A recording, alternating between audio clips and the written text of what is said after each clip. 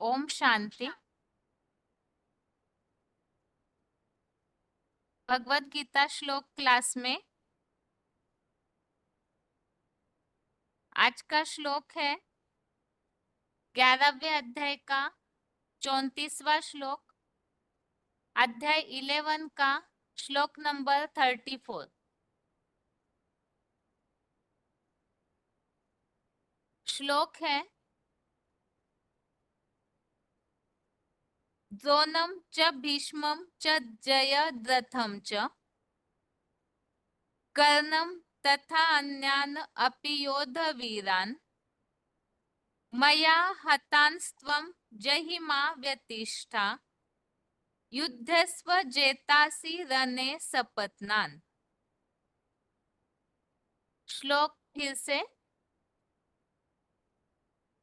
द्रोणं च भीष्मं च जयद्रथं च कर्णं तथा अन्यान् अपि योधवीरान् मया हतांस्त्वं जहिमा व्यथिष्ठा युद्धस्व जेतासि रणे सपत्नान्। श्लोक फिर से।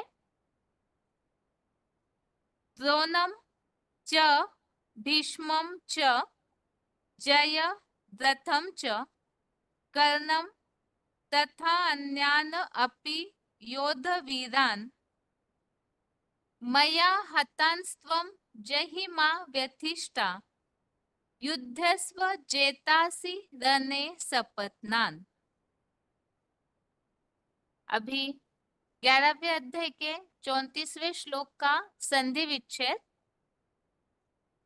द्रोणं च भीष्मं च जयद्रथं च कर्णं तथा अन्यान् अपि योधवीरान् मया हतान् त्वं जहि मा व्यथिष्ठा युद्धस्व जेतासि रणे सपत्नान्। श्लोक का संधि विच्छेद फिर से। द्रोणं च भीष्मं च जयद्रथं च कर्णं तथा अन्यान् अपि योधवीरान् मया हतान् त्वं जहि मा व्यथिष्ठा युद्धस्व जेतासि रणे सपत्नान्। अभी शब्दों के अर्थ है।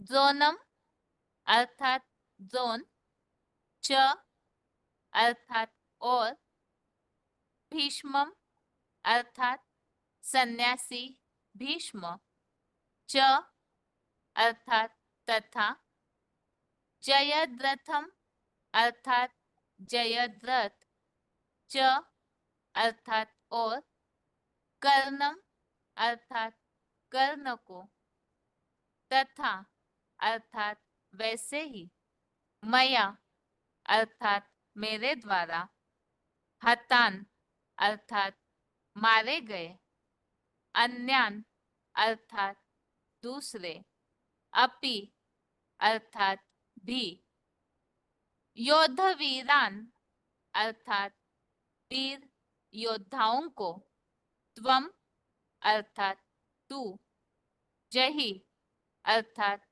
नष्ट कर दे, माँ अर्थात ना, व्यथिष्ठा अर्थात डरो, युद्धस्व अर्थात युद्ध करो, रणे अर्थात धर्म युद्ध में, सपत्नान अर्थात शत्रुओं को, जेतासी अर्थात जीतने वाले हो।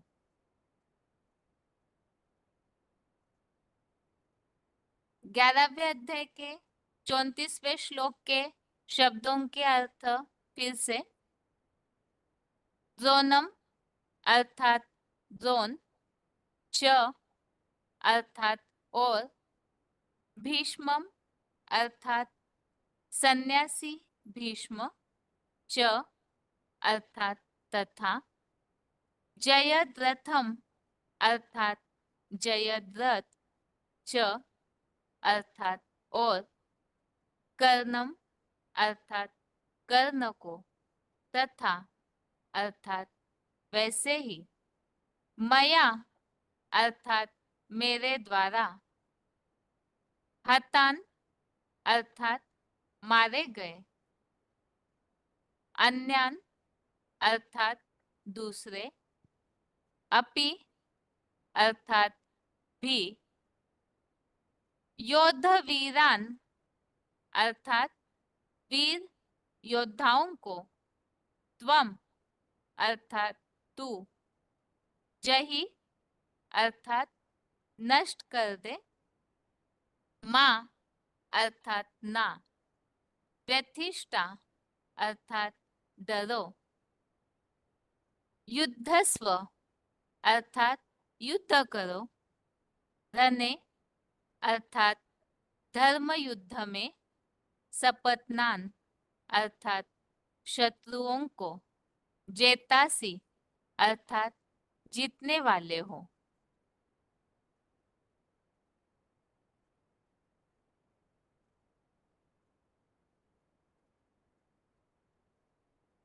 अभी श्लोक का अर्थ है, द्रोण और सन्यासी भीष्म तथा जयद्रथ और कर्ण को वैसे ही मेरे द्वारा मारे गए दूसरे भी वीर योद्धाओं को तू नष्ट कर दे, ना डरो, युद्ध करो, धर्म युद्ध में शत्रुओं को जीतने वाले हो।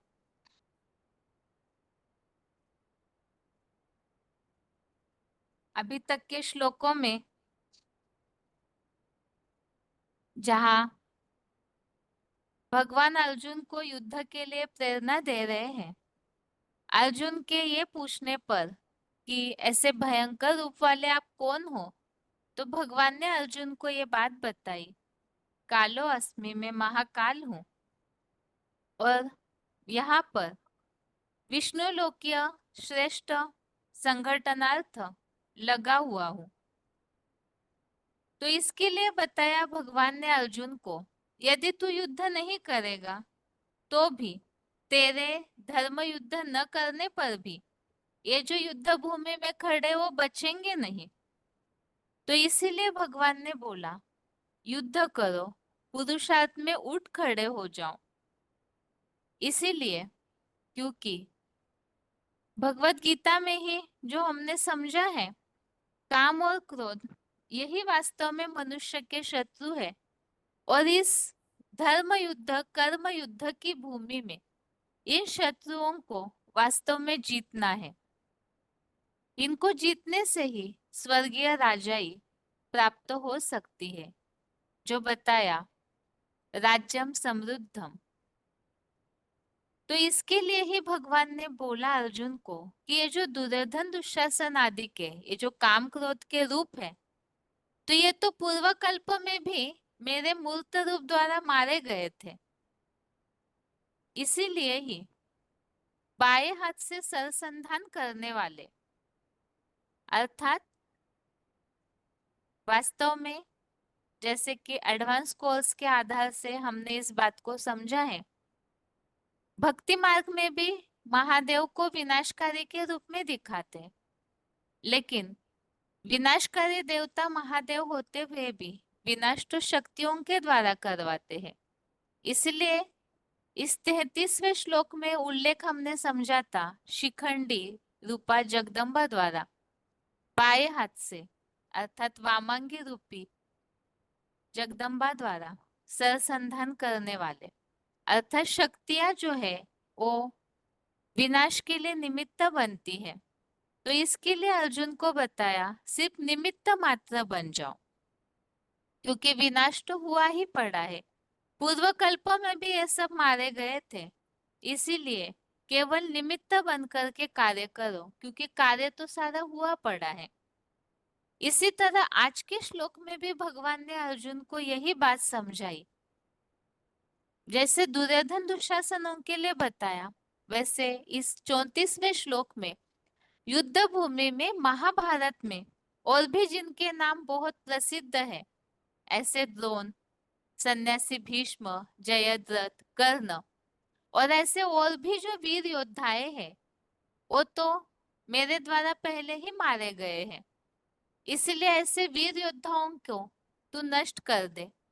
डरो नहीं, युद्ध करो, और इस धर्म युद्ध में शत्रुओं को तुम जीतने वाले हो। जैसे दुर्योधन दुशासन, ये कोई एक व्यक्तित्व के नाम नहीं है, बल्कि उस तरह से अवगुण धारण करने वालों की एक कैटेगरी बताई हुई है। दुर्योधन दुशासन का अर्थ हमने पिछले श्लोक में समझा, दुष्ट युद्ध करने वाले, दुशासन अर्थात दुष्ट शासन करने वाले।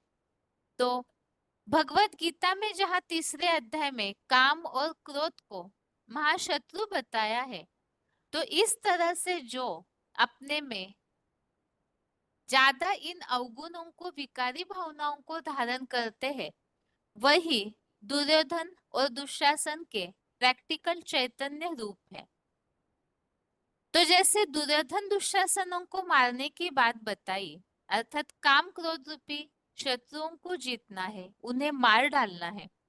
इसी तरह से और भी जो महाभारत युद्ध के कौरव सेना के जो भी ऐसे वीर योद्धाएं हैं, उनके बारे में भी इस श्लोक में समझाने दी हुई है। वास्तव में ये कोई एक एक व्यक्तित्व के नाम नहीं, बल्कि उस तरह से गुणधर्म धारण करने वालों की बात बताई है। तो द्रोण, भीष्म, कर्ण, जयद्रथ ये कौन है? इसे समझने के लिए ही क्लैरिफिकेशन सहित अर्थ देखते हैं। क्लैरिफिकेशन सहित अर्थ है, द्रोण अर्थात शास्त्रीय बुद्धि रूपी कलश वाले द्रोण, और सन्यासी भीष्म अर्थात काम इंद्रिय के युद्ध से दूरबाज, हुजबाज। सन्यासी जो निवृत्ति मार्ग वाले होते हैं, दूर भागते हैं घर गृहस्थ से, विकारों से युद्ध करने के बजाय दूर रहना चाहते हैं। तो ऐसे काम इंद्रिय के युद्ध से दूरबाज, हुजबाज सन्यासी भीष्म जैसे स्वर्ग सुख त्यागी, क्योंकि सन्यासियों के लिए तो स्वर्ग का सुख कागविष्टा समान मानते हैं, तो ऐसे स्वर्ग सुख के त्यागी। तथा जयद्रथ अर्थात अरबियन यवनों के विशाल शरीर वाले, देहांकार से दूसरे धर्मों के ऊपर विजयी। तो जय रथ अर्थात ऐसा रथ जो जय पाता है। कैसा रथ? तो बताया ऐसा विशाल रथ है, अरबियन यवन अर्थात इस्लामी मुस्लिम्स, ऐसे जो लोग हैं जो अपने विशाल शरीर के, देह के अहंकार में रहते हैं, और उस आधार से देह अहंकार के कारण वो औरों पर, दूसरे धर्म वालों पर विजयी। तो ऐसे बताया जयद्रथ। और कर्ण उत्तम सारथी, अधिरथ बने ज्ञान सूर्य का पुत्र कर्ण। तो ये जो ज्ञान सूर्य की औलाद है कर्ण, जो सबसे ज्यादा सुनता है और जो सबसे ज्यादा ज्ञान को नजदीक रहकर सुनता है, अव्वल नंबर ज्ञान सूर्य का बच्चा है, उन्हें बताया है कर्ण। और वैसे ही मेरे पुत्र अर्थात परमपिता शिव कह रहे, मेरे पुत्र मूर्तिमान महादेव द्वारा कल्प पूर्व शूटिंग में 5000 वर्ष पूर्व मारे गए दूसरे भी द्वैतवादी द्वापर से आए विदेशी विधर्मी, वीर योद्धाओं की रुद्धि को तू नष्ट कर दे। तो इसमें इस बात को स्पष्ट किया है, जैसे ये द्रोण, भीष्म, दुर्योधन, दुशासन, जयद्रथ, कर्ण, इनके अपने अपने कोई गुणधर्म बताए हुए हैं। शास्त्रीय ज्ञान जिन्हें ज्यादा है, ऐसे द्रोण है जो दूरबाज खुशबाज रहते हैं। भगवान जो पढ़ाई पढ़ाते हैं पवित्रता की, उससे बिल्कुल विपरीत चलने वाले सन्यासी भीष्म तो स्वर्ग के भी त्यागी। जयद्रथ अर्थात अपने देहभान के कारण, अपने देह अहंकार के कारण जो दूसरे धर्मों पर विजयी होते हैं, ऐसा जयद्रथ। कर्ण, तो ये सारे ही महादेव द्वारा पूर्व कल्प में ही मारे गए। ऐसे ही दूसरे भी ये जो विदेशी विधर्मी, जिनमें ये जो विकारी भावनाएं हैं वो ज्यादा भरी रहती है, ऐसे वीर योद्धाओं को तू नष्ट कर दे। नारकीय पाप के पक्षपातियों से ना डरो, क्योंकि जहाँ विकारी भावनाएं है, देह भान है, तो वहां पाप तो होगा ही, पक्षपात तो होगा ही। तो ऐसे नारकीय पाप के पक्षपातियों से ना डरो, धर्म युद्ध करो, क्योंकि तुम्ही सन्नद्ध महाभारी महाभारत के धर्म युद्ध में देहभान से पैदा इन आतताई, कामी, क्रोधी शत्रुओं को ज्ञान, योग बल और गुणराज सहन शक्ति से जीतने वाले हो। तो इस तरह से इस श्लोक में इस बात को स्पष्ट किया है, अर्जुन को सिर्फ युद्ध करना है, क्योंकि ये सब तो मरे हुए हैं और पूर्व कल्प में भी ये सब नष्ट हुए थे। इसीलिए ये समझो, ड्रामा हूबहू रिपीट होता है, जो पिछले श्लोक में ही हमने उल्लेख समझा था। हिस्ट्री रिपीट्स इटसेल्फ, इतिहास स्वयं को दोहराता है और कल्प कल्प ये हुआ ही पड़ा है, होता ही है। तो विजय तो निश्चित है, बस निमित्त होकर के युद्ध करो। और इस धर्म युद्ध में यहाँ तो अपने कमियों को, विकारों को जीतना है, उन्हें कंट्रोल करना है, नष्ट करना है। तो इसीलिए बताया, ज्ञान, योग बल और गुणराज सहन शक्ति से जीतने वाले हो। ये तो श्लोक का अर्थ है, जिसमें तीन बातें हैं। एक तो द्रोण, भीष्म, जयद्रथ, कर्ण, इनका हमने अर्थ समझा। वास्तव में कोई एक पर्सनालिटी के नाम नहीं, बल्कि ऐसे गुण धर्म धारण करने वालों के लिए बताया।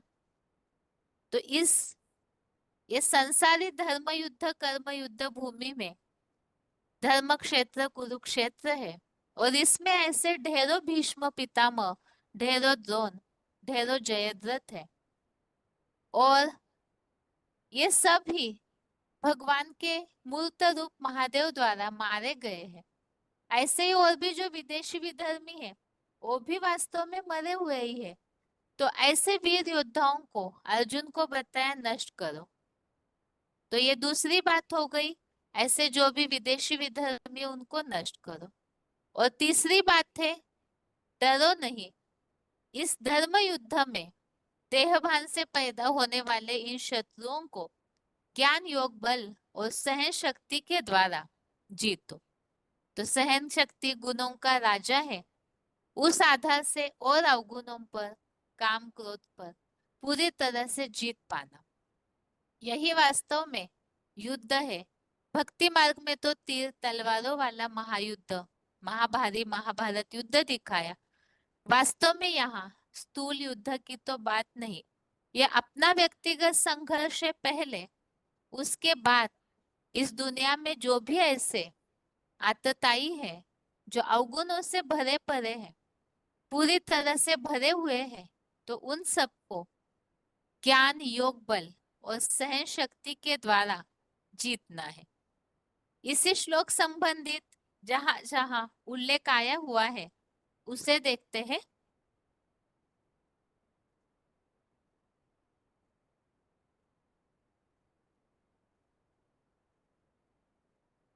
11वें अध्याय का 26, अध्याय 11 का श्लोक नंबर 26। इस श्लोक में इसी तरह से पितामह भीष्म का उल्लेख आया है और कलयुगी प्राचार्य द्रोण का उल्लेख आया है तथा सर्वोत्तम सूर्य जैसा सेवक अधिरथ सारथी का पुत्र कर्ण, इनका उल्लेख आया है। इसी तरह से पहले अध्याय का 12वां, फर्स्ट अध्याय का श्लोक नंबर 12, इसमें भी उल्लेख आया हुआ है।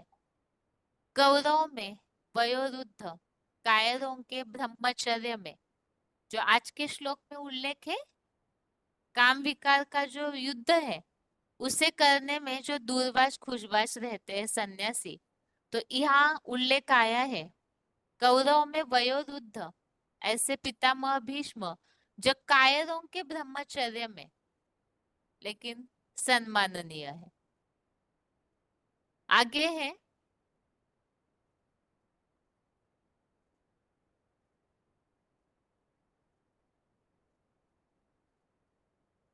द्रोणाचार्य के बारे में जो हमने उल्लेख समझा था, जो शास्त्रीय ज्ञान वाले प्राचार्य है, तो इसी संबंधित जो भगवत गीता का किताब है उसमें शुरुआत में ही कुछ शब्दार्थ दिए हुए हैं। उन शब्दार्थों में से द्रोणाचार्य और जयद्रथ का अर्थ यहाँ लिया हुआ है। जो डायलिंग नंबर से जुड़े हैं वो अपने किताब में देख सकते हैं। द्रोणाचार्य का अर्थ शब्दार्थों में शुरुआत में दिया हुआ है। कलयुग अंत काल के धुरंधर पंडित विद्वान आचार्य जिनका उत्पत्ति स्थान है द्रोण अर्थात कलश, मिट्टी का द्रोण प्लस अच अर्थात शास्त्रीय ज्ञान रूपी देहभान की मिट्टी से बनी बुद्धि का अज्ञान कलश। तो इस तरह से यहाँ द्रोणाचार्य का अर्थ बताया हुआ है। शास्त्रीय ज्ञान, उनके पास बहुत है शास्त्रों का ज्ञान, लेकिन उससे देहभान की मिट्टी से बनी बुद्धि, बुद्धि में ज्ञान तो है लेकिन देहभान भरा हुआ हुआ, तो इसके कारण से वो बताया देहभान की मिट्टी से बनी बुद्धि का अज्ञान कलश। इसी तरह जयद्रथ का अर्थ शब्दार्थों में है जयत प्लस रथ, अर्थात जिसका विशाल काय विदेशी अरबियन देह रूपी रथ ही जय पाता हो। इस तरह से जयद्रथ का अर्थ भी दिया है, विशाल काय विदेशी अरबियन देह रूपी रथ ही जय पाता।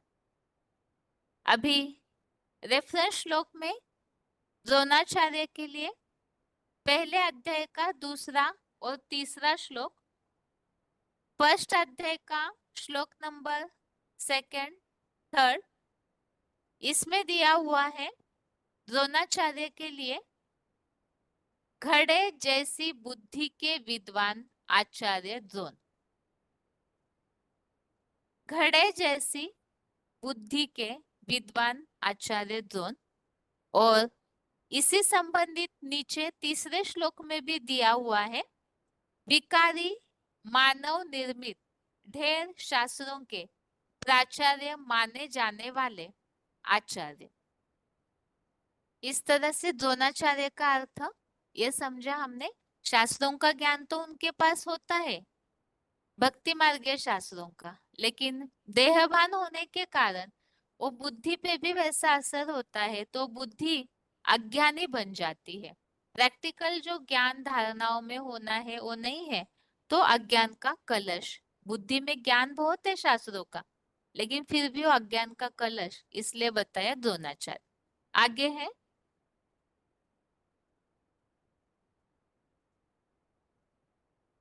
दूसरे अध्याय का 18वां, अध्याय 2 श्लोक नंबर 18। इसमें भगवान ने अर्जुन को बताया, हे भरतवंशी धर्म युद्ध करो। यहाँ ये उल्लेख है आत्मा तो अविनाशी है इसीलिए युद्ध करो। मतलब अर्जुन को ये जो भावना थी ये सब मारे जाएंगे, तो इसीलिए भगवान ने यहाँ दूसरे अध्याय में समझाया है आत्मा अविनाशी है, युद्ध करो। दूसरे अध्याय का 37, अध्याय 2 का श्लोक नंबर 37, इसमें बताया है gateway to heaven, Mahabharat युद्ध के लिए निश्चय कर, उठ खड़ा हो, क्योंकि विजय तेरा जन्म सिद्ध अधिकार है। तो युद्ध करने के लिए यहाँ भी भगवान ने प्रेरणा दी है, क्योंकि विजय तो हुई पड़ी है, इसलिए क्योंकि सब तो पहले कल्प में ही मारे हुए हैं, और भगवान के द्वारा ये सब जो भी आतताई विधर्मी है वो तो मारे गए हैं, इसलिए सिर्फ निमित्त होकर युद्ध करो। दूसरे अध्याय का 38, अध्याय 2 का श्लोक नंबर 38, इसमें भी उल्लेख आया हुआ है धर्म युद्ध के लिए तैयार हो जा। इसमें समझाया है देहधारियों के बेलगाव रहने से पाप नहीं लगेगा। आगे है 8वें अध्याय का 7वां, अध्याय 8 का श्लोक नंबर 7, इसमें भी उल्लेख आया है विकारों की माया से अहिंसक युद्ध कर।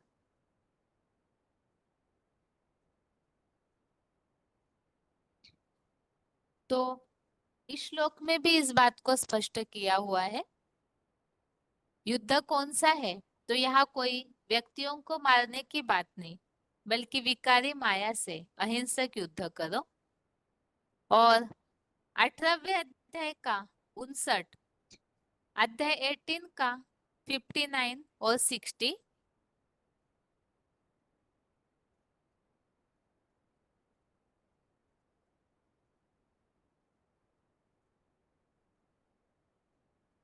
अठारहवें अध्याय में 59वें श्लोक में भी बताया है मायावी अहिंसक युद्ध की बात। अगर तू नहीं करेगा तो भी प्रकृति तुझको युद्ध में अवश्य लगाएगी। तो यहाँ भी मायावी अहिंसक युद्ध का उल्लेख आया है, व्यक्तियों से युद्ध की बात नहीं है। और 60वें श्लोक में अध्याय 18 का श्लोक नंबर 16 में भी उल्लेख आया है मायावी अहिंसक युद्ध। यहाँ भी अगर युद्ध करने की इच्छा नहीं है तो भी तू बरबस युद्ध करेगा ही, ड्रामा अनुसार नोंदा हुआ है, ऐसे भगवान ने अर्जुन को समझाया है। तो ये सारे रेफरेंस श्लोक सहित हमने आज के श्लोक का अर्थ समझा। द्रोण भीष्म पितामह ये कोई एक पर्सनालिटी की बात नहीं, बल्कि ऐसे गुण धारण करने वाले शास्त्रीय ज्ञान के प्राचार्य, जिनका देहभान का बुद्धि रूपी कलश जो अज्ञानता से भर जाता है, दूरबाज खजबाज रहने वाले सन्यासी रूप पितामह भीष्म, जयद्रथ जो अपने देह का अहंकार के कारण और धर्मों पर विजयी बन जाते हैं, कर्ण और ऐसे बहुत सारे विदेशी विधर्मी योद्धा है तो पहले से ही मेरे द्वारा मारे गए हैं। इसीलिए युद्ध करो। और वो युद्ध कैसे करना है, डरना नहीं है। और खास बात बताई इस धर्म युद्ध में काम क्रोधादि शत्रुओं को ज्ञान योग बल से और सहन शक्ति से जीतने वाले बनो। अभी श्लोक का उच्चारण सुनते हैं, उसके बाद पॉइंट्स।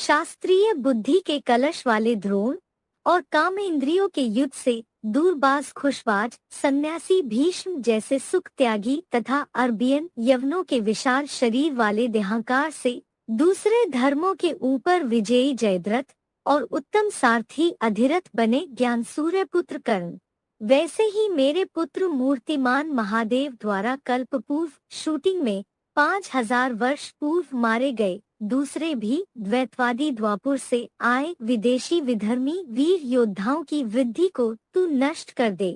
नारकीय पाप के पक्षपातियों से ना डरो, धर्म युद्ध करो, क्योंकि तुम ही सन्नद्ध महाभारी महाभारत के धर्म युद्ध में देहभान से पैदा इन आत्ताई कामी क्रोधी शत्रुओं को ज्ञान योग बल और गुणराज सहन शक्ति से जीतने वाले हो। द्रोणं च भीष्मं च जयद्रथं च कर्णं तथान्यानपि योधवीरान् मया हतास्त्वं जहिमा व्यथिष्ठा युध्यस्व जेतासि रणे सपत्नान्। शास्त्रीय बुद्धि के कलश वाले द्रोण और काम इंद्रियों के युद्ध से दूरबाज खुशबाज सन्यासी भीष्म जैसे सुख त्यागी तथा अरबियन यवनों के विशाल शरीर वाले देहांकार से दूसरे धर्मों के ऊपर विजयी जयद्रथ और उत्तम सारथी अधिरथ बने ज्ञान सूर्य पुत्र कर्ण, वैसे ही मेरे पुत्र मूर्तिमान महादेव द्वारा कल्प पूर्व शूटिंग में 5000 वर्ष पूर्व मारे गए दूसरे भी द्वैतवादी द्वापुर से आए विदेशी विधर्मी वीर योद्धाओं की वृद्धि को तू नष्ट कर दे। नारकीय पाप के पक्षपातियों से ना डरो, धर्म युद्ध करो, क्योंकि तुम ही सन्नद्ध महाभारी महाभारत के धर्म युद्ध में देहभान से पैदा इन आत्ताई कामी क्रोधी शत्रुओं को ज्ञान योग बल और गुणराज सहन शक्ति से जीतने वाले हो।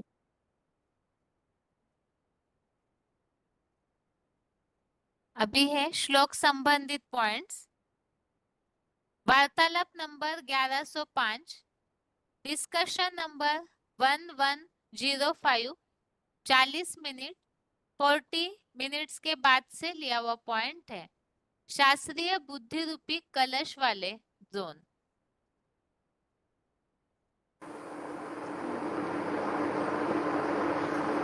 द्रोण आचार्य, नाम क्या रखा?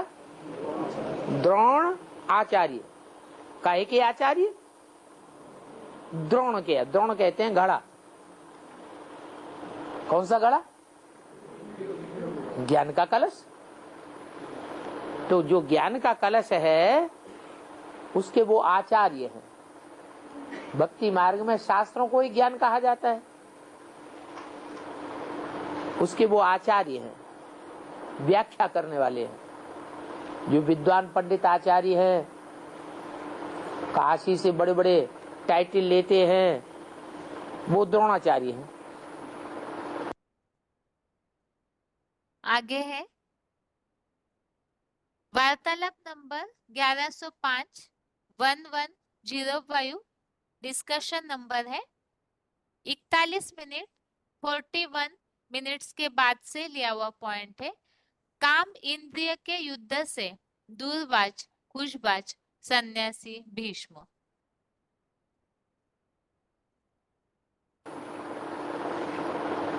और वो सन्यासी जो बाल ब्रह्मचारी हैं वो भीष्म पितामह है। वो तो बाहर की दुनिया की बात हुई। ब्राह्मणों की दुनिया में भीष्म पितामह कौन है? भीष्म पितामह माने जो गुरु बन करके बैठते हैं, अपने को भगवान साबित कर देते हैं। मैं ही भगवान हूं, सो वो हम है। ब्रह्मा ब्रह्मा बड़ा बड़ा बड़े से बड़ा सन्यासी नहीं है। वो तो अंत तक यशोदा माता को साथ लेकर के रहे। उन्होंने कहा निकाल दिया। यशोदा माता जो उनकी पत्नी थी, उनको उन्होंने अलग थोड़े ही कर दिया, छोड़ थोड़े ही दिया। तो उनको सन्यासी नहीं कह सकते, बाल ब्रह्मचारी नहीं कह सकते। हाँ। अगला पॉइंट है वीसीडी नंबर 3203, वीसीडी नंबर 3203, 1 घंटा 1 आवर के बाद से लिया हुआ पॉइंट है। अरबियन यवनों के विशाल शरीर वाले देह अहंकार से दूर धर्मों के ऊपर, देह अहंकार से दूसरे धर्मों के ऊपर विजयी जयद्रथ।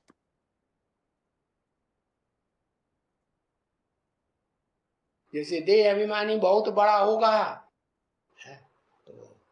देह अभिमानी होगा तो कहेंगे इस षष्ठी रूपी रंगमंच पर जितने भी धर्म पिताएं और उनके फॉलोअर्स हैं, उनमें कौन सा देह अभिमानी धर्म पिता है जिनकी देह बड़ी लंबी चौड़ी होती थी? कौन से धर्म वालों की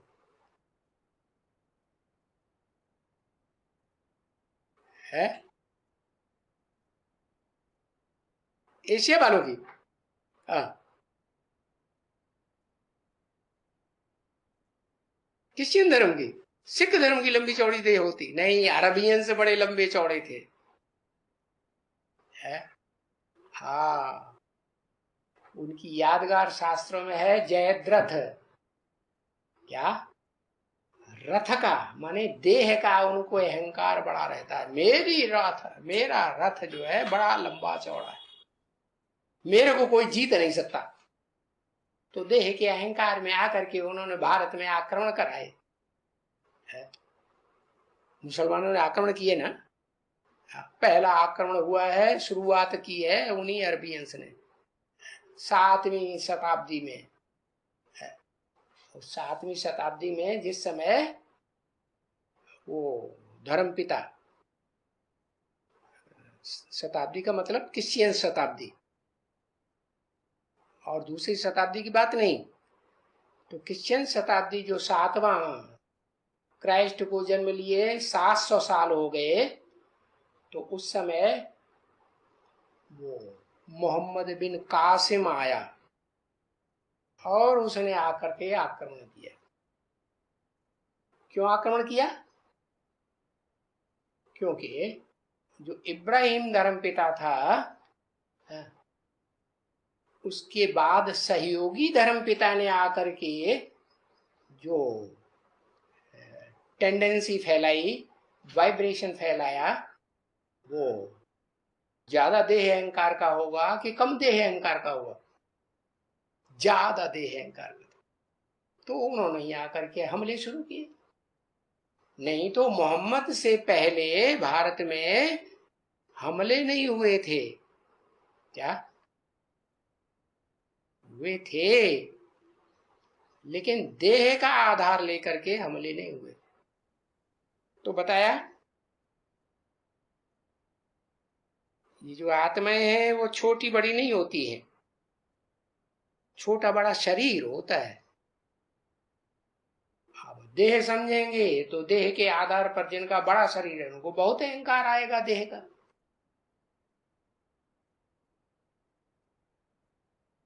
अगला पॉइंट है वार्तालाप number 1105, discussion number 1105, 21 minute 21 minutes के बाद से लिया हुआ पॉइंट है। ज्ञान सूर्य पुत्र कर्ण।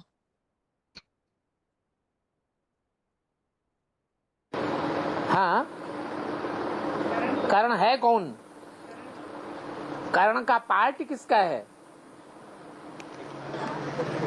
कर्ण माने क्या? कर्ण माने कान। कौन सी आत्मा है जिसने कान का पार्ट सबसे ज्यादा बजाया, सुनने का पार्ट सबसे ज्यादा बजाया? ब्रह्मा ही है।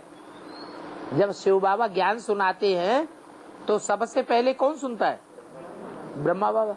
और कोई ऐसी मुरली है जो ब्रह्मा बाबा न सुनता हो?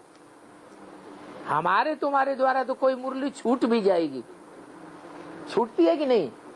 छूटती है, लेकिन कोई भी मुरली ऐसी नहीं है जो ब्रह्मा बाबा के द्वारा छूट गई। तो सबसे ज्यादा कौन सुनता है? ब्रह्मा बाबा ज्यादा सुनता है। तो वो कान हो गया। कान का नाम रख दिया कर्ण। क्या नाम रख दिया? कर्ण नाम रख दिया। वो कर्ण को जन्म किसने दिया कि तुम कर्ण हो, कृष्ण हो? कृष्ण, कर्ण और क्राइस्ट की राशि एक ही है। तो कर्ण को या कृष्ण को जन्म किसने दिया? किसने बताया कि तुम कृष्ण हो, कर्ण हो?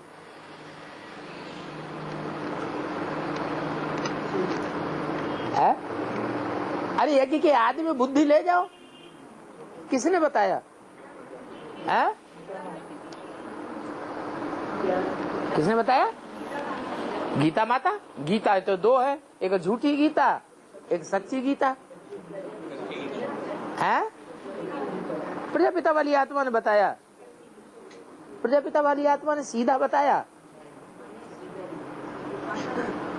दादा लेखराज को। हाँ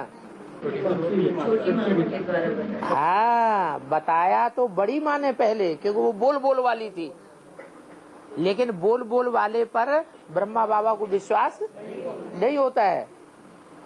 छोटी माँ ने जब बताया तो उनको विश्वास हो गया। तो कौरवों के साथ जिंदगी भर कौन रहती है और पांडवों के साथ कौन रहती है? कुंती और द्रौपदी दो ही नाम प्रसिद्ध है।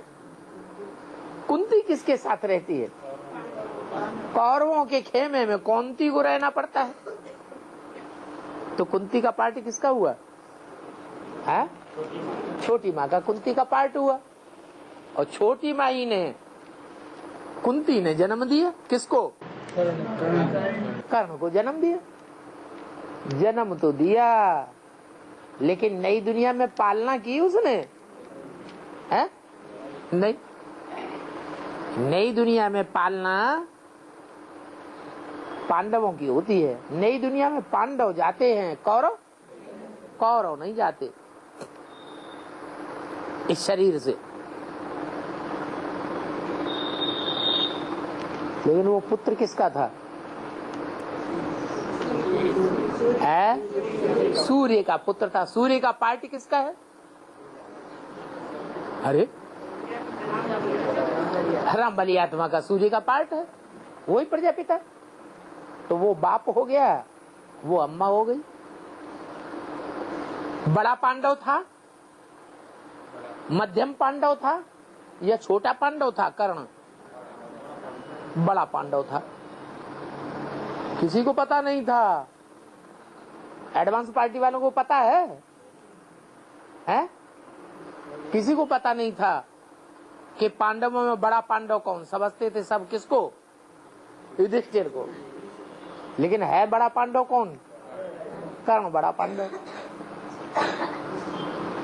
तो कर्ण बड़ा पांडव था। किसकी औलाद था? सूर्य की औलाद था। ज्ञान सूर्य का जो पार्ट है उसकी औलाद है। अगला पॉइंट है BCD number 1393, BCD number 1393, 18 minute 18 minutes के बाद से लिया हुआ पॉइंट है। विदेशी विधर्मी की वृद्धि को तू नष्ट कर दे।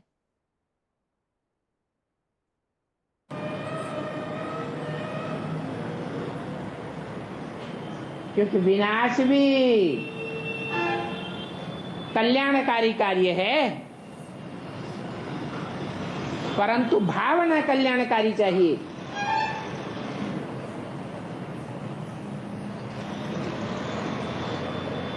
बड़ा कार्य है जो संसार में और कोई नहीं कर सकता। कोई भी धर्म पिताएं आते हैं, अपने अपने धर्म की स्थापना करते हैं, वृद्धि करते हैं, परंतु पुरानी परंपराओं का, पुराने धर्मों का, पुराने राज्यों का, पुरानेपन का विनाश नहीं कर पाते। और जब तक पुरानी परंपराओं का खंडन नहीं होता है, तब तक नई परंपराएं पनप नहीं सकती हैं।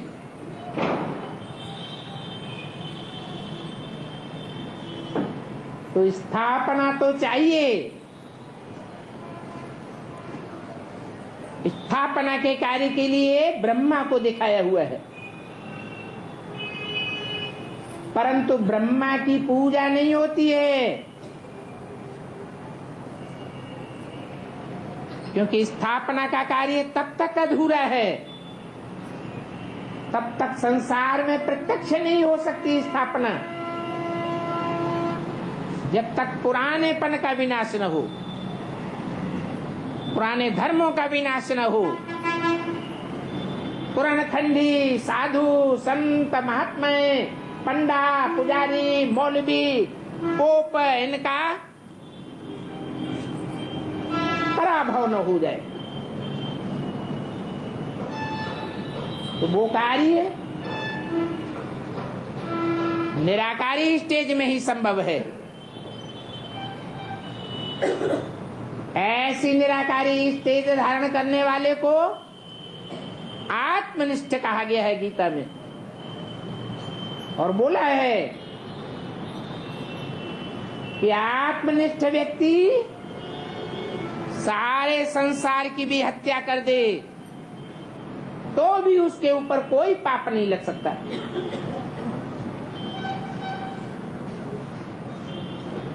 क्योंकि देवभान में रह करके जो कार्य किए जाते हैं उनसे काम क्रोध लोभ मोह अहंकार पैदा होता है। अगर देवभान ही नहीं है तो 5 विकार भी पैदा नहीं हो सकते, और 5 विकारों के द्वारा जो पाप बनते हैं वो पाप भी नहीं हो सकते। तो दिखाया है कि ब्रह्मा द्वारा स्थापना सब धर्म की, और शंकर द्वारा विनाश असत धर्मों का। अर्थात स्थापना के मुकाबले विनाश का कार्य ज्यादा कठोर है।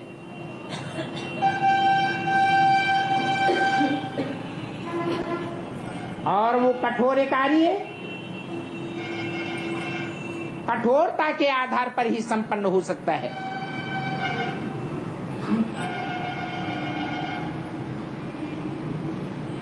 स्ट्रिक्ट बनना पड़ता है। अगला पॉइंट है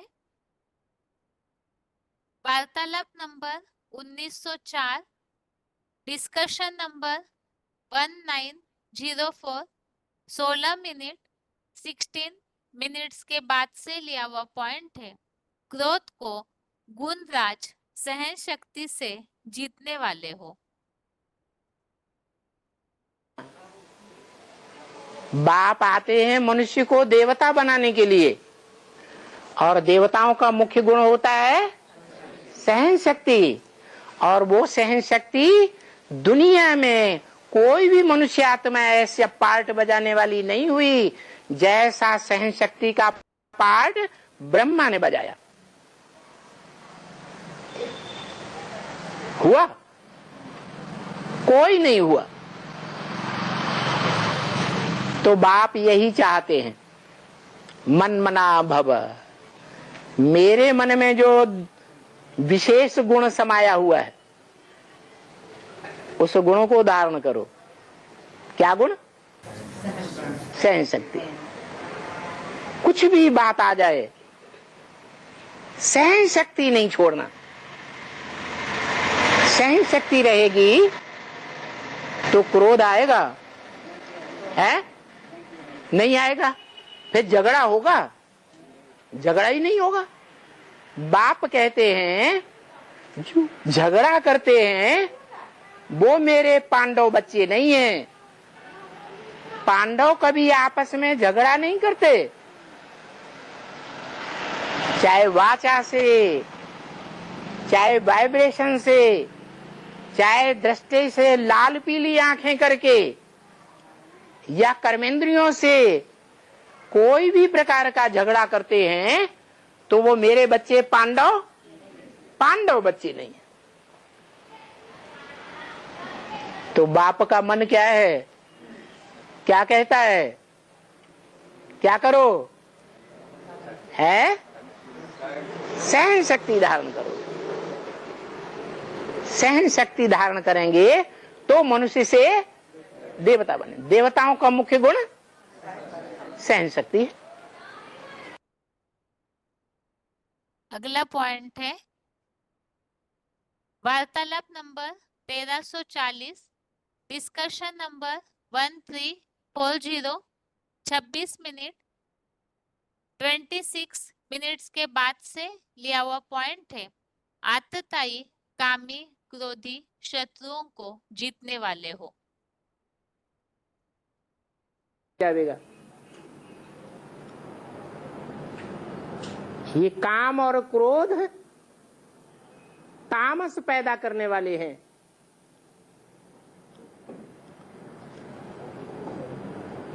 लेकिन इनका अंत कब होता है? अरे किसी चीज का अंत कब होता है? ये अति करने की ताकत बच्चों में नहीं है, इसलिए बाप को आना पड़ता है। बाप ही आकर के काम और क्रोध की अति करके इस कामी क्रोधी दुनिया का अंत कराए देते हैं। इसलिए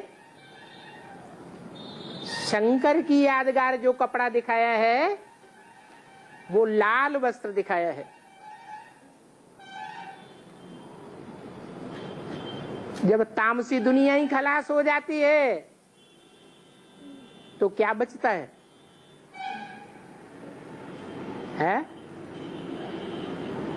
तामसी दुनिया खलास हो गई, फिर बचता क्या है? अरे पहले पुरानी दुनिया खलास होती है या पहले कुछ और होता है? नई दुनिया की स्थापना हो जाती है, परंतु वो दिखाई नहीं पड़ती है। जब तक 500-700 करोड़ दुनिया का हुजूम खलास न हो जाए, उस हुजूम में वो सात्विकता छिप जाती है। फिर जो हुजूम की दुनिया है, तामसी दुनिया है, वो खलास हो जाती है तो क्या रह जाता है? सतो प्रधान सात्विक नई दुनिया रह जाती है।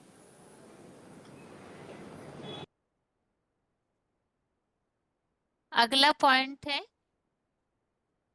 वार्तालाप नंबर 1763, डिस्कशन नंबर 1763, 1 घंटा 2 मिनट 1 आवर 2 मिनट्स के बाद से लिया हुआ पॉइंट है। सहन शक्ति से जीतने वाले हो। सहन शक्ति से हम सब कुछ जीत सकते हैं। जैसे ब्रह्मा बाबा ने सहन शक्ति धारण करके सृष्टि का पहला पत्ता बनने की शिफ्ट धारण कर ली। सहन शक्ति सब गुणों का राजा है। अगला पॉइंट है VCD number 168, VCD number 168, 3 minute 3 minutes के बाद से लिया हुआ पॉइंट है। काम को ज्ञान योग बल से जीतने वाले हो।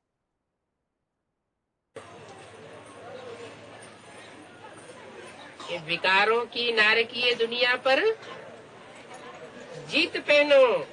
बाप कहते हैं अभी काम चिच्छा से उतरो।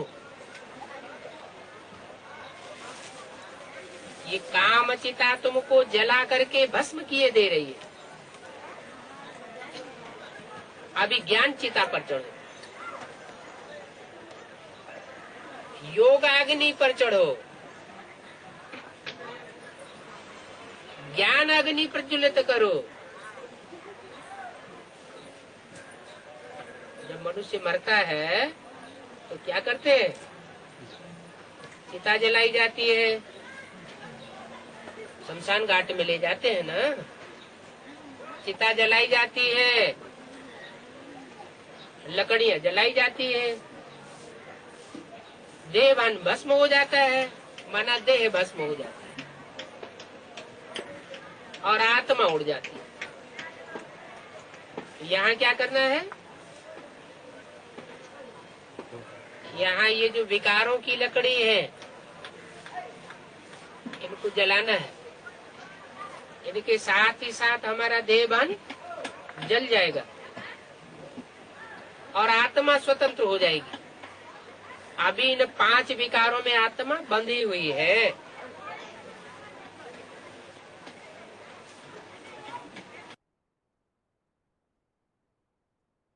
इस तरह से आज के क्लास में हमने 11वें अध्याय का 34वां श्लोक जो समझा है, एक तो द्रोण, भीष्म, कर्ण, जयद्रथ, इनके नाम कोई एक व्यक्तित्व की बात नहीं। कर्ण के लिए तो हमने समझा वो सूर्यपुत्र है जो ज्यादा सुनता है।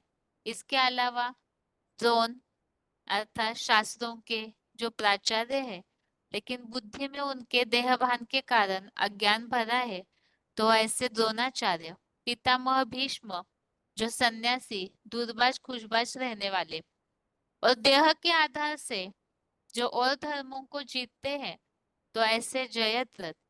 तो ये सब बताया कि वास्तव में मरे हुए ही हैं। इसी तरह और भी जो विदेशी विधर्मी है, उन सब की रुद्धि को तू नष्ट कर दे। तो इसके लिए हमने समझा आत्मिक स्थिति निराकारी स्टेज के द्वारा ही ये सब विधर्मियों का नाश हो सकता है और वो विनाश कल्याणकारी है। इसके अलावा हमने समझा वास्तव में शत्रु तो काम क्रोध रूपी विकार है और इन विकारों को जीतने का तरीका समझा ज्ञान, योग बल से और सहन शक्ति के द्वारा जो गुण राज है, इसके द्वारा ही ये जो भी विकारी भावनाएं हैं, कमियां हैं, उन्हें जीतना है। और यही वास्तव में असली धर्म युद्ध है, जिसके लिए भगवान ने अर्जुन को बताया डरो नहीं, धर्म युद्ध करो। अभी रिवीजन है 9वें अध्याय का 21वां श्लोक, अध्याय 9 का श्लोक नंबर 21। 20वें श्लोक में हमने देवता बनने का तरीका समझा था, किस तरह से भगवान के स्वरूप को जानकर उपासना करने वाले जो है वो देवता बनते हैं। तो देवता बनने के लिए बातें समझे, एक तो ज्ञान रूपी सोमरस पीने वाले, 3 विद्याओं के जानकार और ज्ञान मंथन के द्वारा पाप मुक्त हुए और यज्ञ सेवा से जो भगवान को, शिव बाबा को खुश करते हैं, ऐसी आत्माएं देवताएं बनती है, पवित्र सुरेंद्र लोक अर्थात स्वर्ग को प्राप्त करती है और 21 जन्मों तक सुख भोगती है। उस आधार से कोई ऐसी आत्माएं भी है जो 3/4 हिस्सा सुख भोगती है। अभी यही देवताएं जो है वो किस तरह से नीचे गिरते हैं, पतन की ओर जाते हैं, वो भी 21वें श्लोक में, श्लोक नंबर 21 में बताया है। श्लोक है तेतम भुक्त्वा स्वर्गलोकम विशालम क्षीणे पुण्ये मर्त्यलोकम विशन्ति एवं त्रयीधर्मम अनुप्रपन्ना गतागतम काम कामा लभन्ते।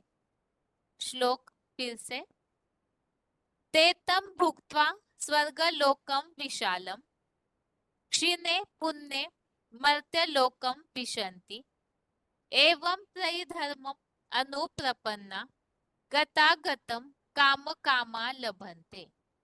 अर्थात वे त्रैविद्या ज्ञाता ब्रह्मावत्स उस 2500 वर्षीय विशाल उत्तरायणी स्वर्गलोक को भोग कर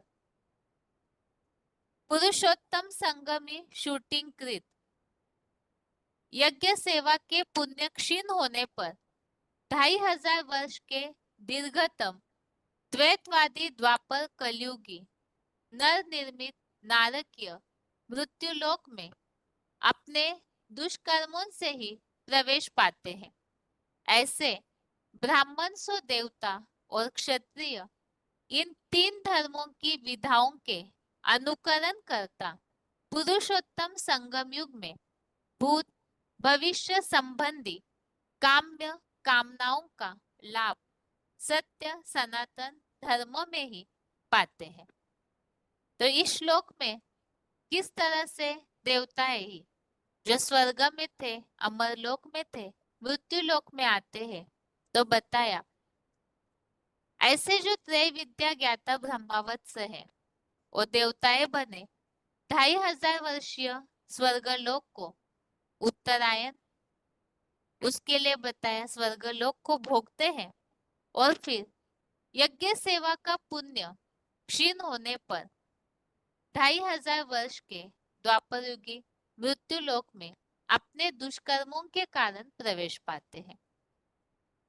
और ऐसे जो 3 धर्मों की विधाओं के अनुकरण करता है वो भूत भविष्य संबंधी काम्य कामनाओं का सनातन धर्म में ही लाभ पाते हैं। तो इस श्लोक से और 20वें श्लोक से ये बात स्पष्ट होती है, इसी धरती पर स्वर्ग भी है और नरक भी है। यहाँ ही देवताएं भी बनते हैं, सुख भोगते हैं और यहाँ ही पुण्य क्षीण होने पर मृत्युलोक में आते हैं, अर्थात मनुष्य भी बनते हैं। इसीलिए ही 16वें अध्याय का 6वां अध्याय 16 का श्लोक नंबर 6 इसमें इस बात को बताया है, 2 भूत सर्गो लोके अस्मिन् दैव आसुर एव च दैवो विस्तरशः प्रोक्त आसुरम पार्थ मे शृणु। अर्थात इसी दुनिया में प्राणियों की सृष्टि 2 प्रकार की है, देवताओं की और राक्षसों की। अभी इस श्लोक संबंधित कुछ पॉइंट समझते हैं जिसमें ये बात हमें स्पष्ट समझ में आएगी किस तरह से पुण्य क्षीण होने पर दुष्कर्मों के कारण यही देवताएं मृत्यु लोक अर्थात नरक में प्रवेश करते हैं। आगे पॉइंट्स है, त्रय विद्या ज्ञाता ब्रह्मावत्स VCD number 1092, VCD number 1092 17 minute 17 minutes के बाद से लिया हुआ पॉइंट।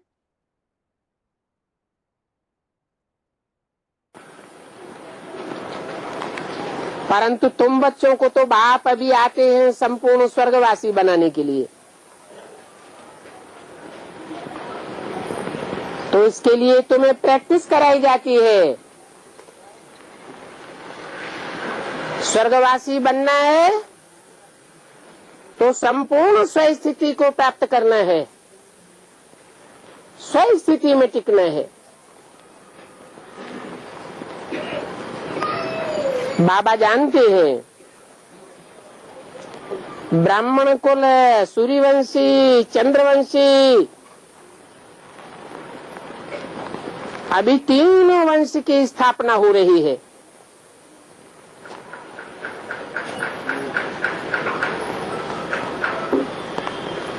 सूर्यवंशी सतयुग में होंगे, चंद्रवंशी टोटल त्रेता में होते हैं। अभी तुम ब्राह्मण हो, ब्राह्मण पढ़ाई पढ़ते हैं, ब्रह्मा के मुख से पैदा होते हैं।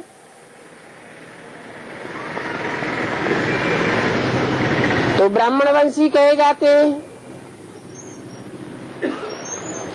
ब्राह्मणों फिर 9 कुरियां गाई जाती हैं, उनमें चंद्रवंशी, सूर्यवंशी, इस्लामवंशी, बौद्ध वंशी,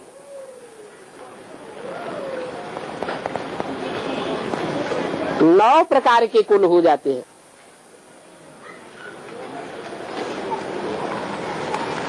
सूर्यवंशी के लिए नहीं कहेंगे कि जीत नहीं पाई, चंद्रवंशी के लिए कहेंगे यह फेल हुआ, जीत नहीं पाई। इसलिए उनको क्षत्रिय के निशानी लगा दी है।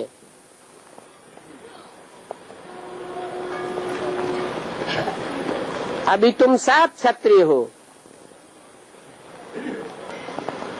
माया से युद्ध करते करते हार जाते हो तो क्षत्रिय हुए ना। फिर आखिरी इन माया पर जीत भी पाते हो।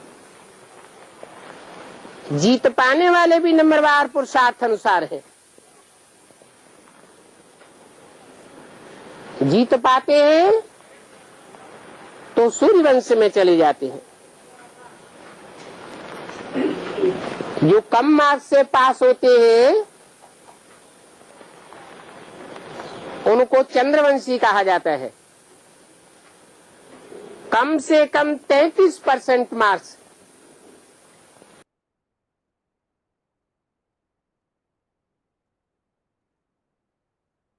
अगला पॉइंट है बीसीडी नंबर 921, बीसीडी नंबर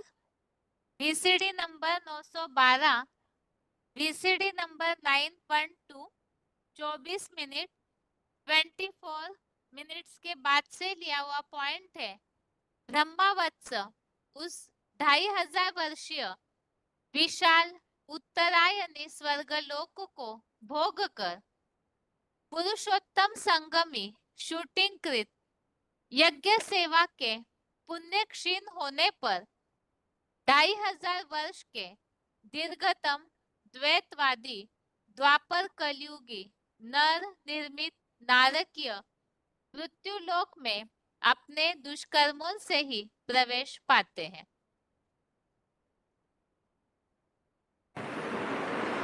आधा कल्प तुम प्रारब्ध भोगते हो ज्ञान की, फिर आधा कल्प बाद रावण राज से भक्ति मार्ग शुरू होता है। उनकी निशानियां भी कायम है। विकार में जाते हैं, फिर देवताएं तो उनको कहेंगे नहीं। कैसे वो विकारी बनते हैं दुनिया में ये कोई भी जानते नहीं। शास्त्रों में भी लिख दिया है देवताएं वाम मार्ग में गए। कब गए ये तो कोई को पता ही नहीं है। कब गए हैं? अरे कब गए देवताएं वाम मार्ग में? दापरी में। अच्छा, कलयुग में नहीं गए? देवताएं थे कब? सतयुग त्रेता में देवताएं होते हैं। वास्तव में जिन देवताओं को पढ़ाई गई और पढ़ाई पढ़ने के बाद भूले, वो देवताएं सतयुग में थे या संगम युग में होते हैं? संगम युग में देवताएं देव आत्माएं ही पढ़ाई पढ़ती हैं और पढ़ाई पढ़ते पढ़ते शूटिंग पीरियड में फिर भूल जाती है। देखो पापों का 100 गुना बोझ चढ़ता है, तो 100 गुने बोझ से दुनिया सारी हावी हो जाती है, बुद्धि दब जाती है। तो शास्त्रों में जो बातें लिखी है कहाँ की यादगार लिखी है? संगम युग की यादगार शास्त्रों में लिखी है कि देवताएं वाम मार्ग में गए। बाकी द्वापर युग की यादगार नहीं लिखी है कि वाम मार्ग में गए। तो कब गए ये समझते नहीं है। ये सभी बातें अच्छी रीत समझने समझाने की हैं। अगर वाम मार्ग में देवताएं न जावे तो दुनिया का पतन होगा। पतन की शूटिंग कहाँ से होती है? उत्थान की शूटिंग भी यहाँ होती है, तो पतन की शूटिंग भी यहाँ होती है।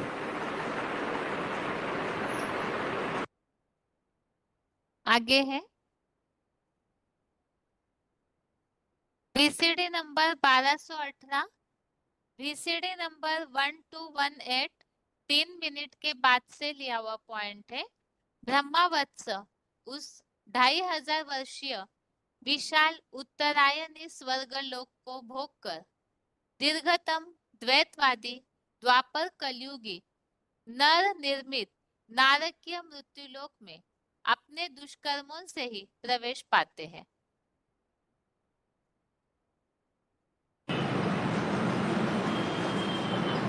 जितना जितना आत्मा पवित्र होती जाती है, दृष्टि भी ऊंची हो जाती है, वृत्ति भी ऊंची हो जाती है, वाचा भी ऊंची, और कर्मेंद्रियों से किए हुए कर्म भी ऊंचे हो जाते हैं। उनको कहा जाता है निर्विकारी दुनिया। ऐसा तुम्हारा राज्य था, सो अब फिर स्थापन हो रहा है। बाप सिर्फ इशारा देते हैं कि तुम कैसे पावन बनेंगे।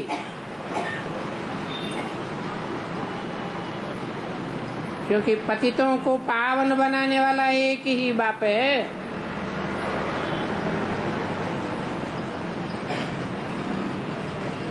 जो अब तुम्हारे सन्मुख बैठे हैं।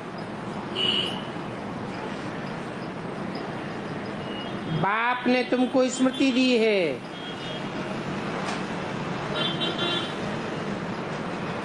कि तुम बहुत उत्तम शिवालय सतयुग के निवासी थे।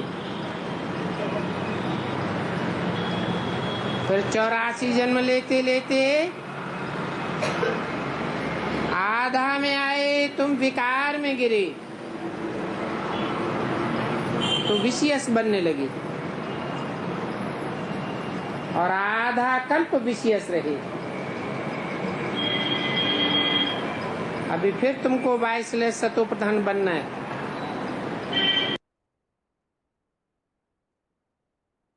इस तरह से 9वें अध्याय के 21वें श्लोक को हमने समझा है। किस तरह से वाम मार्ग में देवताएं गए, अर्थात स्वर्ग के सुख भोगने के बाद दुष्कर्मों के कारण और यज्ञ सेवा के पुण्य क्षीण होने पर नीचे गिरते हैं और वही फिर नरकवासी मनुष्य बनते हैं।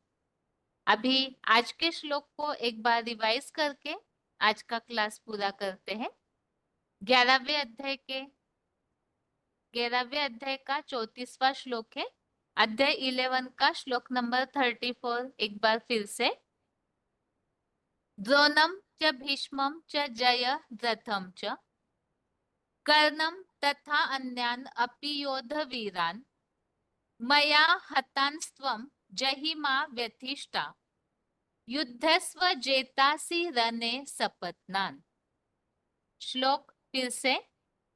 द्रोणम च भीष्मम च जयद्रथम च कर्णम तथा अन्यान अपि योधवीरान मया हतांस्त्वं जहिमा व्यथिष्टा युद्धस्व जेतासि रणे सपत्नान। अर्थात शास्त्रीय बुद्धि रूपी कलश वाले द्रोण और काम इंद्रिय के युद्ध से दूरबाज खुशबाज सन्यासी भीष्म जैसे स्वर्ग सुख त्यागी तथा अरबियन यवनों के विशाल शरीर वाले देह अहंकार से दूसरे धर्मों के ऊपर विजयी जयद्रथ और उत्तम सारथी अधिरथ बने ज्ञान सूर्य पुत्र कर्ण को वैसे ही मेरे पुत्र मूर्तिमान महादेव द्वारा कल्प पूर्व शूटिंग में 5000 वर्ष पूर्व मारे गए दूसरे भी द्वैतवादी द्वापुर से आए विदेशी विधर्मी वीर योद्धाओं की वृद्धि को तू नष्ट कर दे। नारकीय पाप के पक्षपातियों से ना डरो, धर्म युद्ध करो, क्योंकि तुम ही संदग्ध महाभारी महाभारत के धर्म युद्ध में देहभान से पैदा इन आतताई कामी क्रोधी शत्रुओं को ज्ञान योग बल और गुणराज सहन शक्ति से जीतने वाले हो। इस श्लोक में हमने द्रोण, पितामह भीष्म अर्थात सन्यासी भीष्म, जयद्रथ इनका अर्थ समझा। द्रोण अर्थात बुद्धि रूपी कलश अर्थात शास्त्रीय ज्ञान जिनके अंदर है लेकिन देहभान के कारण वो बुद्धि रूपी कलश का ज्ञान अज्ञानता वाला हो जाता है। सन्यासी भीष्म जो विकारों के युद्ध से दूर भागते हैं और जयद्रथ देह के आधार से जो दूसरे धर्मों के ऊपर विजयी बनते हैं। कर्ण जो ज्ञान सूर्य की औलाद अर्थात सबसे ज्यादा ज्ञान सुनता है तो कर्ण, और ये सारे ही मूर्तिमान महादेव द्वारा पूर्व कल्प में ही मारे गए। इसी तरह से अर्जुन को भगवान ने बताया कि ये जो वीर योद्धाएं विदेशी विधर्मी है, इनकी रुद्धि नष्ट कर दे। अर्थात पॉइंट में हमने समझा विनाश तो कल्याणकारी है ही, और ऐसे विधर्मियों के लिए स्ट्रिक्ट पार्ट बजाना जरूरी है। लेकिन विनाश कोई कैसे कर सकता है? तो निराकारी स्टेज के द्वारा। इसी तरह से बताया ये नारकीय पक्षपातियों से, पाप के पक्षपातियों से नहीं डरो, धर्म युद्ध करो। इसी के लिए बताया धर्म युद्ध में देहभान से पैदा हुए काम क्रोध इन शत्रुओं को जीतो। कैसे जीते? तो बताया ज्ञान योग बल से और गुणराज सहन शक्ति के द्वारा। आगे इसी श्लोक के रेफरेंस श्लोक के नंबर एक बार रिवाइज करते हैं।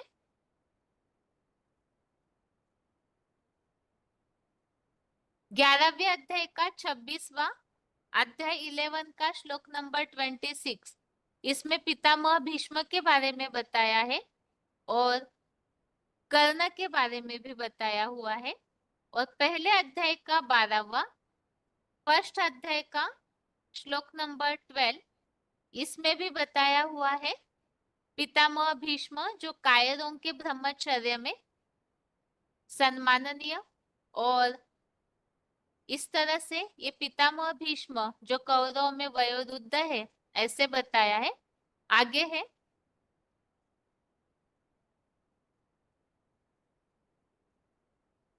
द्रोणाचार्य का और जयद्रथ का अर्थ जो शब्दार्थों में दिया हुआ है भगवत गीता की किताब में शुरुआत में, उस अर्थ को भी हमने समझा था कि जो कलयुग अंत काल के धुरंधर पंडित विद्वान आचार्य है, जिनकी उत्पत्ति का स्थान द्रोण कलश है, जो देहभान की मिट्टी से बनी बुद्धि का अज्ञान कलश, और जयद्रथ अर्थात विशालकाय विदेशी अरबियन देह रूपी रथ ही जय पाता हो।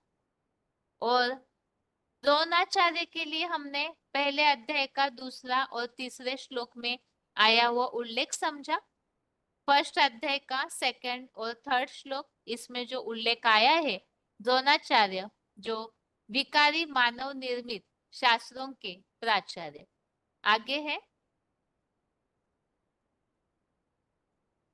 श्लोक में उल्लेख आया है युद्ध करो।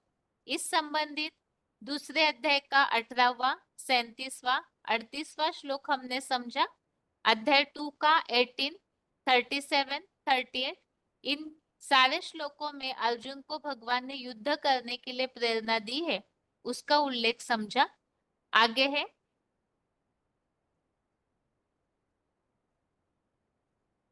8वें अध्याय का 7वां अध्याय 8 का श्लोक नंबर 7, इसमें भी युद्ध के लिए भगवान ने अर्जुन को प्रेरणा दी है। और ये युद्ध विकारों का माया से अहिंसक युद्ध है। विकारों की जो माया है उससे अहिंसक युद्ध है। कोई स्थूल तीर तलवार वाला महाभारत युद्ध नहीं था जिसके लिए भगवान ने अर्जुन को प्रेरणा दी हो। तो विकारों को जीतने की बात है। इसी का उल्लेख 18वें अध्याय का 59 60 अध्याय 18 का श्लोक नंबर 59 60, इन दोनों श्लोकों में भी आया है मायावी अहिंसक युद्ध। इस तरह से 11वें अध्याय के 34वें श्लोक के साथ 9वें अध्याय के 21वें श्लोक की रिवीजन हमने समझी।